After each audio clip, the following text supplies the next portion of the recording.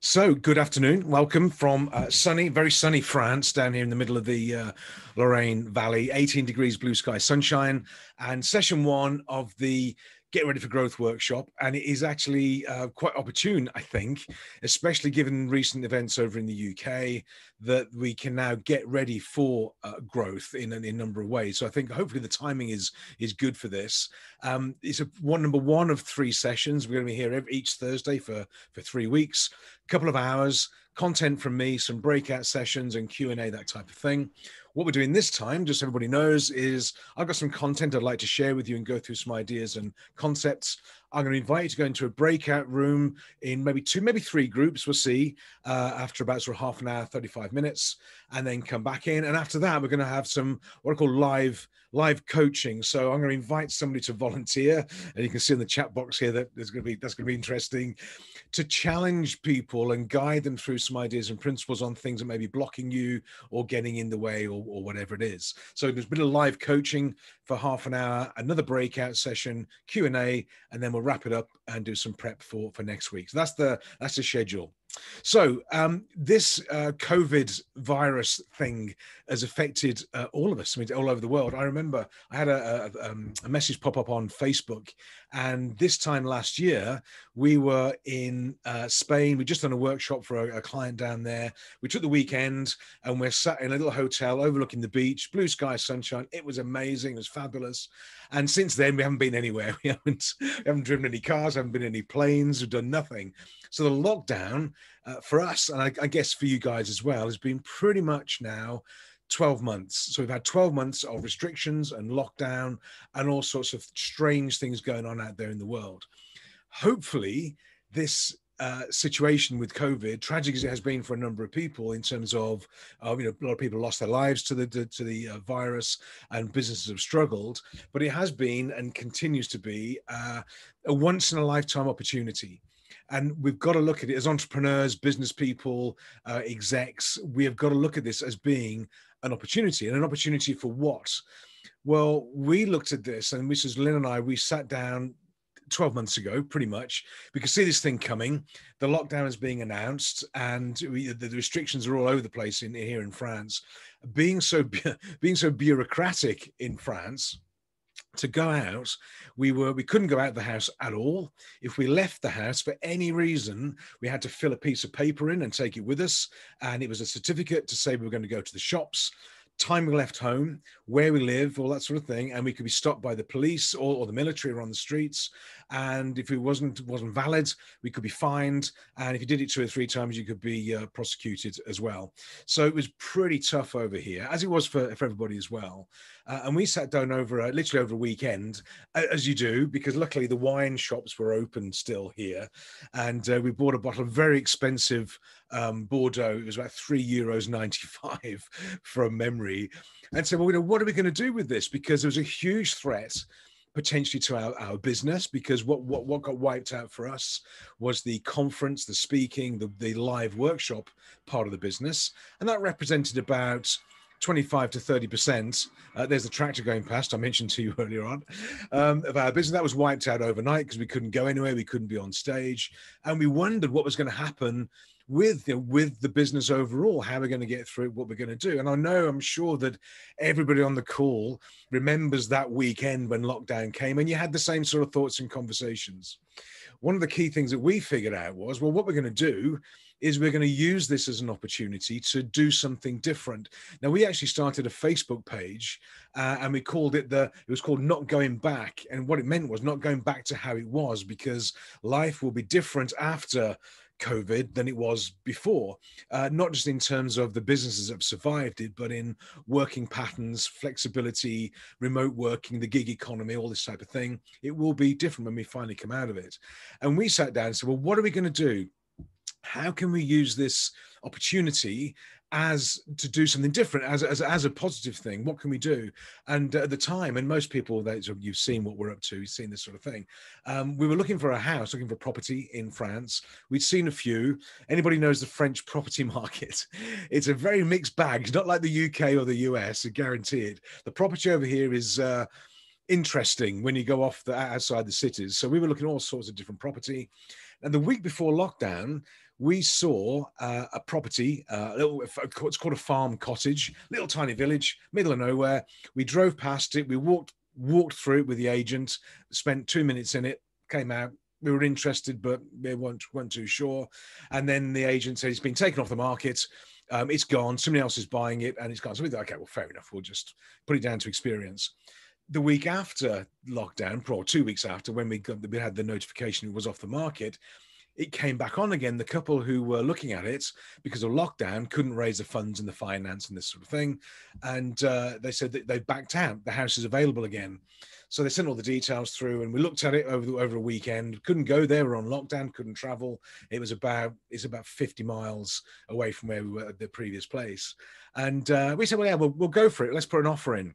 So we made a significant change. We put an offer in on this property. And what I did, well, I did sort of know about it, but what happens in France, you put an offer in on a property, and if it's accepted, that's it, that you're in. You can't get out. It's contractually binding. So I just emailed over, as you do, or as I do. Yeah, okay, we'll not give you a full price. We're going to knock it down a bit, and away we go. Put it in, and within about a week, email came back. Very pleased. The offer's been accepted. And at that point, we began to think, okay, now we've got to do it. And so what seemed to be a positive, exciting change to make and a bit of fun over a bottle of cheap plonk on a Saturday became a significant purchase that we committed to, but we still couldn't go and visit the property. We couldn't go and see it because we couldn't get there. We had no valid excuse to be there. So change comes in two flavors. It comes as excitement and looking forward and predicting, and wouldn't it be great, and dreams and visions and goals and aspirations. That's the very positive side of change. But also then when it becomes real, you step into the change that you've created for yourself. Then it becomes real, and then it can become quite scary. It becomes a bit more difficult to deal with. And this is the challenge a lot of people have faced, I think, during not just the lockdown, but overall, business-wise, life-wise, is everybody has a goal, a vision, and a dream. And we'll touch on this after the breakout session, maybe. But if I was to ask you, what did you want to be when you were a youngster, 5 to 10 years old? And if you've anybody got youngsters like that, or had youngsters like that, they want to be rock stars, film stars, astronauts, dancers, whatever, but they want to be something really amazing and cool and fantastic.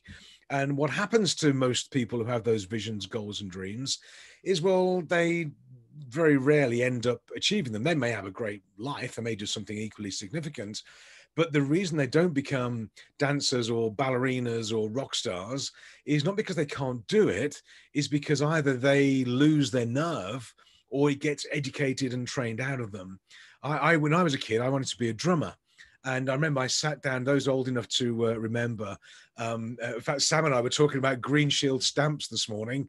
If you're old enough to remember Green Shield stamps, you're in the gang with me, I'm afraid. But anyway, I was sat on the dining room floor at the house. We lived over in Birmingham, and Mum used to have some of this like Tupperware plastic tubs for kitchen stuff, keeping cereals in, that sort of thing. And I had a couple of wooden spoons, half a dozen of these tubs laid out upside down, and I'm there bashing away, making a real racket. And my dad came in, I think it was over a weekend. He said, what are you up to? I said, I want to be a drummer. And I remember specifically the words that he said, and he did it with the best intentions, but he said, oh, you don't want to do that. There's no money in drumming. Don't you want to go and get yourself a trade? Go and get yourself a trade, get some qualifications, settle down, and then you can go and play your drums if you want. And it struck with me, and I thought, well, he must be right. He's a clever guy, and he was a clever guy. But we get talked out of our goals and our dreams, either as youngsters or children, or it gets educated out of us. So we've all got this dream and vision. It sounds very exciting when we create it, but it's very scary when we step into it. And part of the challenge of goal setting and achievement is not the setting of the goal. That's the easy bit. In my experience, setting goals is easy. The easiest thing in the world. Everybody can do that. I've been on goal setting workshops and vision boards and dream boards and stickers on the fridge and all that sort of thing. It's amazing. It's great. The tricky part isn't creating the vision. It's getting through it. It's making it real, bringing it to life.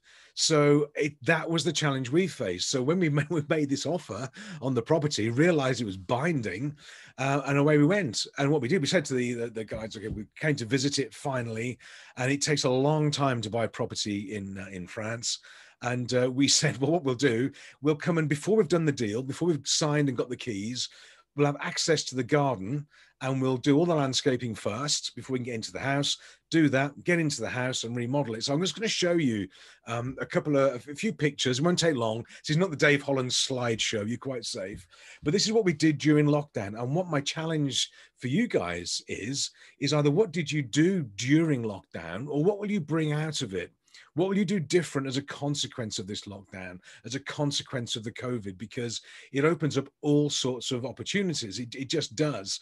And we're going to come back to that in a second or two. But this is just a couple of images. What we did with our lockdown. This is something that we sort of planned to do. But anyway, so we changed. So this is the barn. When you can see in the barn here, this is John.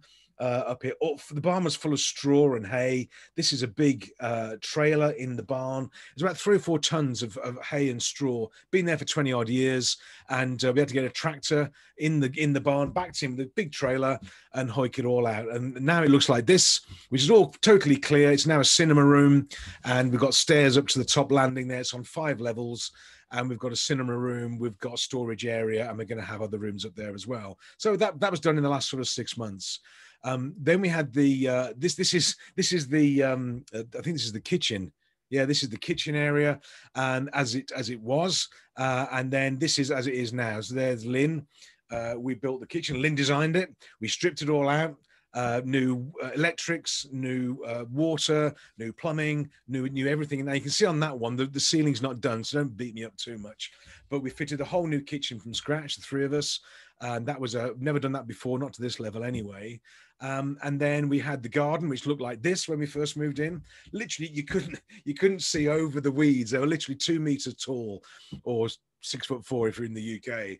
You couldn't see the property, you couldn't see out of it at all. So that's how we started, and this is what it's like now. So it's all been flattened, it's all been landscaped. You can see over now on the horizon there.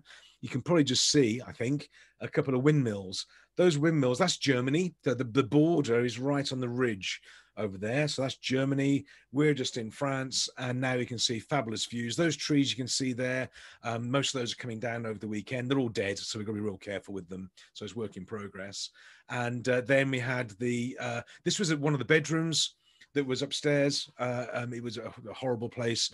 And that is now the bathroom. So we took all that out, replumbed it all in, new electrics, new loo, sinks, shower cubicles, all in, all wired up, partition walling done. And that's what it's finished, nearly finished now. Now, the house isn't finished yet. There's a lot of work to do. The thing is, for us and for a number of people as well, when we looked at the COVID crisis, as we call it, we didn't treat it as a crisis. Number one, we chose not to participate in it. And what I mean by that is we weren't going to go, oh my goodness, this is horrible. We're not going to, it's woe is me. We're going to crash and burn and shut the place down. We stepped up the business. We stepped it up in terms of the business, and the business has done fine. In fact, we've grown through it, which is really cool. And the workshops are now coming back, and the same for a lot of you on the call, I think, as well. But it was a change. And when there's a change in the environment or the market or the business, change has 2 facets to it. The Chinese image for change, and it means either danger or opportunity. And my observation is a lot of people treated it as danger, a threat. They were fearful. If you read the UK press, I mean, for goodness sake, it's horrific. The French press is not much different, to be fair. But what's your view on change? Is it danger to be avoided? Is it risky, fearful, damaging? Or is change an opportunity to progress, to do something different, to dance with this thing? What will you do as a consequence? So when we're coming out of this COVID lockdown now, which the UK is doing pretty much and will continue to do, what choices will you make? Will you use it as an opportunity to step up, to elevate, to do something different. I know people, I mean, some people on the call are taking this opportunity of, moving house, buying the yacht they always promised themselves, starting the business they promised themselves, or doing something significant. Use it as an opportunity and move forwards with it. There's a parallel to this situation, or a localized parallel, and it's this statue, which you may have seen before, but it's over in Enterprise, Alabama, in the U.S., a little town. And back in 1916, Enterprise, Alabama, was the center of cotton production. And unfortunately, Alabama, southern states, some bugs, beetles, a weevil, in fact, came across the border. It came north, as far as I understand, and it attacked the cotton crop. And what happened was all the townsfolk were out of business, huge shift. People left the area, bankruptcies everywhere. And then some bright spark, one of the farmers said, well, why we can't plant cotton anymore? Instead of planting cotton, we're going to plant peanuts. Okay, well, the boll weevil doesn't attack the peanut crops. They planted peanuts, and of course that was safe and secure. The crop did well. And Enterprise, Alabama then became one of the centers of agriculture in the USA for growing peanuts. And it saved the town. And what they did, they actually came back and said, well, okay, we were better off after we changed to peanuts than when we stayed with the cotton. And they built the statue. This statue's in the town center, the Boll Weevil statue in Enterprise, Alabama. And there's a plaque on it, and it's in homage to it, because horrific as it was back in the day when this weevil turned up and wiped out their crops, huge uncertainty, fear, risk, but huge opportunity for change as well. They captured that opportunity, and they then thanked the boll weevil for it. So this is a statue that is in homage to the boll weevil, saying, if this hadn't happened, we wouldn't have changed to peanuts. We would have stayed with cotton, because cotton was safe and secure. We knew it. And it was no threat. It was comfortable. We were okay with it. It wasn't great, but we're okay with it. So in terms of the COVID virus, what will you thank it for? What can we look back on and thank the COVID virus for encouraging us, or forcing us, or enabling us to do? Because if we come out of this no different, if we just go back to reset to normal after the COVID is over or reduced, well, then it's all been a waste of time. It's been tough and different, but a waste of time. So how can you come out of this different? The people I'm speaking to now, certainly in the UK, because you're ahead of us over there, and bless them, Boris, no get into politics, but I think the UK government have done a pretty cool job of getting this virus vaccine out there, and the numbers are looking really, really healthy. France, Germany, Luxembourg, don't start me off. We're probably 3 months behind, but we're going to get the same situation, but we're lagging behind right now. So in the UK, everybody I'm speaking with pretty much is going, you know what? It's happening. I go, well, what's happening? This crescendo is coming again. The pent-up demand is coming. The growth is coming back. The reason we haven't got everybody on the call today, for the normal people in the gang, if you like, for several of them, they're just too busy. I was speaking with Adam, Coconut Creatives, Adam, this morning, doing really well. He said, look, I just cannot get the time away. He said, I've had as many inquiries in the last week as we normally get in a quarter. An average quarter over 3 months, we get X amount of inquiries. We've had that many in a week, and they're still flowing in. I've just got to respond to them and capitalize on it. And he's right. He can catch up on this. Really, really busy. So as the economy starts to open up, which they will, there's pent-up demand. This situation back in 2008 was a banking crisis. It was a cash crisis. That was a different kettle of fish. This is not a banking crisis, not yet. It's not a cash crisis. Okay, there's quantitative easing, cash being put into the economies, but on average, people have saved money. Not everybody. Most people have come through this okay. They haven't upgraded the TV. They haven't bought a new car. They haven't been on holiday, haven't been to the restaurants. They've actually saved quite a bit of cash. And when the restrictions come and relax, that demand is going to flood into the market, not just in the B2C market, but the B2B market as well. I was speaking to one of the clients in the machine tool business. He's seeing orders and inquiries pick up for that as well. Industry wants to get moving again. So there's going to be an uptake in this.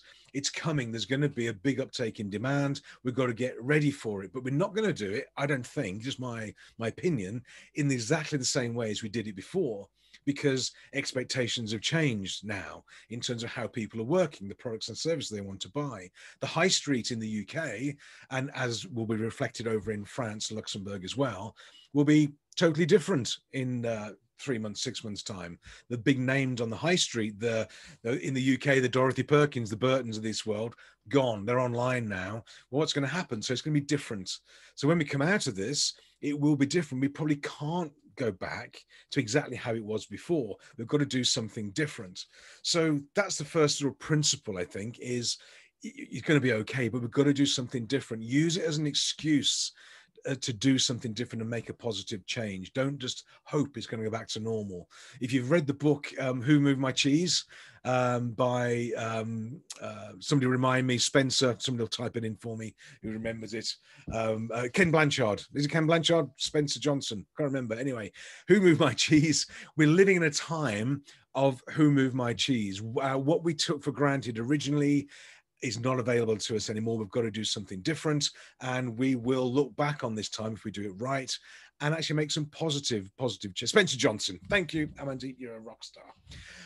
So that's where we're up to with the change. Now, something else that I'm finding, and this is in general, but these are two conversations I had this week, and people that I'm referring to are not on the call. If you think it replies to you, it doesn't. It was somebody else. But anyway, these are two conversations I had this week on Zoom. And the first one was 2,000 a month will be great.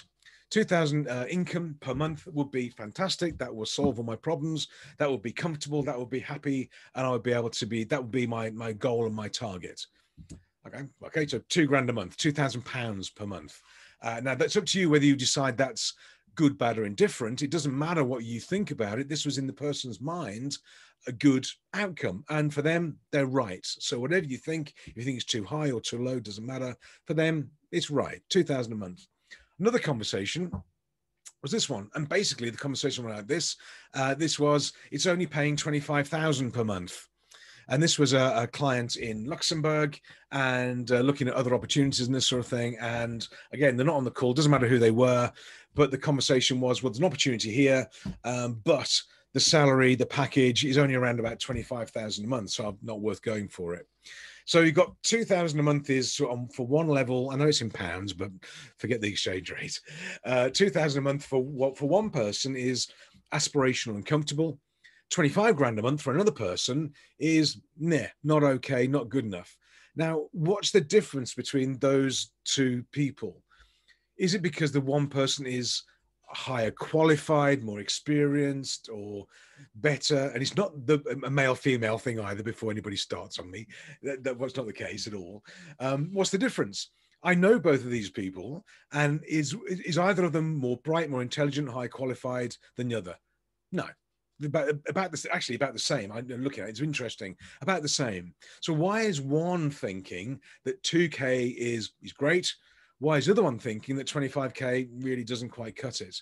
And all it is, it's an internal drive. And I'm using money as a barometer here, but it could be lifestyle. It could be hours worked per week. It could be family time. It could be investments. It could be your house. It could be your holiday. It could be the quality of your whole lifestyle regarding your partner and your family.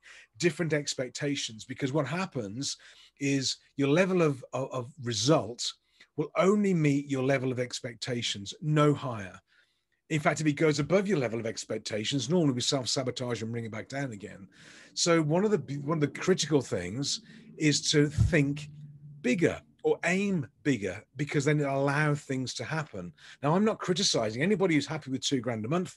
Great, if that's the target, fantastic, good, and that's up to them, individuals. And the 25K a month equals the other person.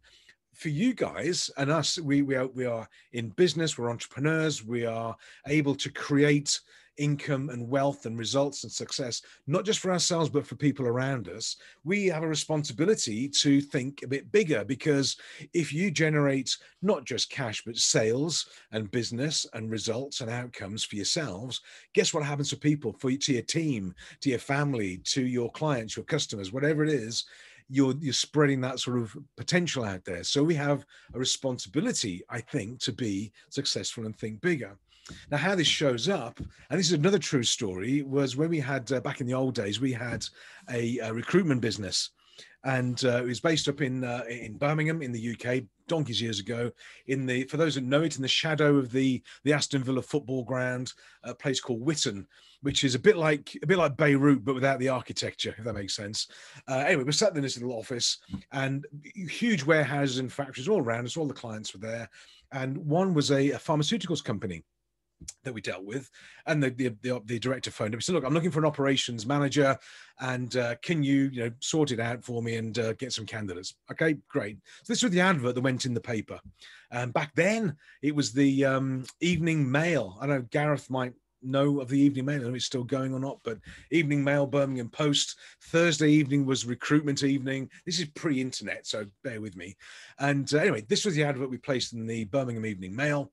Operations manager. Now I've updated the salary a bit for to make a bit more current. 65. 65. You're welcome. Yes, thanks, Gareth. 65,000 salary, executive car, which back then meant a Ford Mondeo or whatever it was. Anyway, executive got pension. That was the advert went in the paper. Now to that, from memory, and don't hold me to this, from memory, we had about 70, 80 applicants. All the CVs came in and we went through them, went to see my client. We sifted through the top 10, wasn't really impressed with them. And we thought, okay, no worries. Look, don't worry. So just run it again, see what happens, and rerun the advert again. So I phoned up the advertising agency that dealt with the press. I said, okay, look, guys, didn't get any good applicants this time around. Can you just run it again? Same Thursday evening, same location, same advert, just run it again. Yep, sure. Off they go. Did that. What they did, they made a mistake. And the advert went out like this. So operations manager, it wasn't 65,000. They put 650,000 salary, executive car, and pension. And it was just a typo on there, just a typo, pure mistake and error as they put it through. And anyway, we sat there, and I was thinking. I remember over the weekend when it was put in the paper on the Thursday, sitting with Lynn, because we ran that business together as well. And I was thinking, oh my God, we're going to get millions. All of Birmingham's going to apply for this. We're going to get queues around the block. It's going to be anyway. Monday morning, checked the post box. We had email then as well, so check the emails. Nothing turned up at all. Took another week, went by, zero. So what had happened was 65,000 salary, 75 people applied for it. 650,000 salary, nobody applied for it. And thank goodness they didn't, to be fair. But why didn't they apply for it? Why didn't people go for the 650? And we actually went back to some of the people who had applied for it before, the 65,000 one, and just we said that the job's gone, whatever. But we just like to check with you. What did you think when you saw the 650? And they all said, well, we thought it was a different job, not for us. No, I'm not highly qualified. I'm not experienced enough. I don't have the qualifications. I'm not from the right background. I didn't go to the right university. That's for somebody else, not me. Somebody else, not me. And this is a common thing that happens for all of us, and me included. We all have these questions in our mind of what are we worth? What are we valuing ourselves as? So if you question yourselves of what you're not just earning, but in terms of growth and potential and lifestyle, what is it? Where's your limit? Where's your ceiling? Because on the first slide, the other slide, if I go back to this slide, this slide, for one person, it was 2K per month. And that's okay. Now, that may well be okay for that person. That's not being critical of them at all. But there's a limit there. We all have this limit in our mind of what success or achievement or results look like. And beyond that, we won't move. We will not go beyond that because it's a synthetic level we set for ourselves. The other one, where it's only paying 25K per month, in their mind, clearly 25 grand is not enough. It's not a lot of money. And they're looking for at least 30. That's what they said. They're looking for at least 30. Well, 30 grand a month that's over $250,000, 360,000. Now, how many people here have a limit in their mind that they are setting when you're doing your budgets or your plans or your goals and targets and objectives? Or how many people are sat in this COVID situation looking at the potential threat and putting things off or delaying things. And metaphorically, should you have bought the house during COVID, there's still time to do it, by the way. Are there decisions you could have made that you should have made? Are there goals you should have achieved or set or gone for that maybe COVID will have enabled you to do that maybe you haven't done? And this is the whole challenge of getting ready for this uptake, because it's coming. There's going to be a huge uptake in the market. The UK is going to start exploding through with sales and business, and cash flow is going to be very, very exciting. Same for Luxembourg and France and Germany when the time comes. It's only 2 or 3 months away. It's not that far. Are you ready for it? Are you going to capitalize on it? Or are you going to stay safe and try and do what you did before? Or are you going to capitalize on it? There's a famous saying that you should invest. I think it was Jack Welch. Someone might correct me on here. Maybe it was Jack Welch. He said, you invest when there's blood on the streets. Sounds very harsh. But when in times of downturn, in times of crisis, is a great time to invest in yourselves, in your future, in setting goals or buying the house, whatever it is, doing something nobody else does. And that's the trick. Go where the other people don't go. And maybe it's time to consider that to get ready. So this is why we're doing this as a first round session, because your results, the opportunities you're going to have as the economy opens up is a direct reflection of you. And if you want to have more, if in your mind you've got this vision, goal, dream, and you know you want to have more, and this side of the opportunity is there, is how do we overcome that fear? Would you, I mean, just a general question, would anybody have bought this house in lockdown without seeing it online, made an offer? We were told that was insane. That's ridiculous. Now, every time we do something crazy in our lives and our business, somebody will tell me, that's mad, that's crazy, you shouldn't have done that, you're mad, you're nuts, you're crazy. Going to Las Vegas and taking the business over there, you're mad, you're crazy, you're insane, don't do it. Coming to France, working in Luxembourg, you're mad, you're crazy, you're insane. Buying a house without seeing it on lockdown in France, you're mad, you're crazy. Now, it's not finished yet, so work in progress on that. But maybe, just maybe, it's the mad, the crazy, the insane that actually crack on and get through these sort of things and achieve the goals that they always promise themselves. And if you look at the successful people, and I include all you guys in that because we're all in the sort of same gang, everybody is slightly crazy in a positive way. You all are. I know well, most of you, quite well. You're all a bit mad. You've got to be a bit mad to do what you do. So just turn that sort of uniqueness, if you like, into positivity, goal setting, thinking big, and be really clear about what it is you want to come out of this with, because that's where the opportunity lies. Most people know what they don't want. If you speak to people, they know what they don't want. Very rarely do they know what they do want. My mom, when she came to France for the first time after my dad died about 10 years ago, she came to France and she wanted to go. She said, I want to go to a French restaurant. Well, yeah, they're all French because you're in France. So every restaurant's French. But anyway, she thinks she can speak French, as all the British people do, bless her. Came to this restaurant and the waiter came over to us, and he was up in Calais on the way down here and in the restaurant. And the waiter came across and, what would you like to order? Blah, blah, blah. And my mum said, well, I don't like chicken, and I can't eat prawns, and I don't like garlic, and I don't want the fish. And the waiter stood there going, okay, well, good for you. And then he said, okay, madam, well, what do you want? My mom told him what she didn't want, didn't know what she did want. And she ordered I think we ordered a steak or something for her, whatever it was anyway. And after he'd gone, she turned to me and she said, after my dad had died about a month before, she said, and they've been together for 70 odd years, but anyway, and she said, I've lived my whole life knowing what I don't want. She said, I've never figured out what I do want. I said, well, it's about time you did then, isn't it? And that was like a revelation for her. But it applies to all of us. We all tend to focus on what we don't want. We don't want scarcity. We don't want big bills and bankruptcy and blah, blah, blah, blah. But we focus on that, and guess what we get? And where we focus on what we do want, guess what we get as well? So think big, think what you're going to do. What are you going to thank this COVID thing for? What are you going to come out of it stronger with? But the key thing really is, simply done, what do you want? What do you want? What's your vision and goal and dream?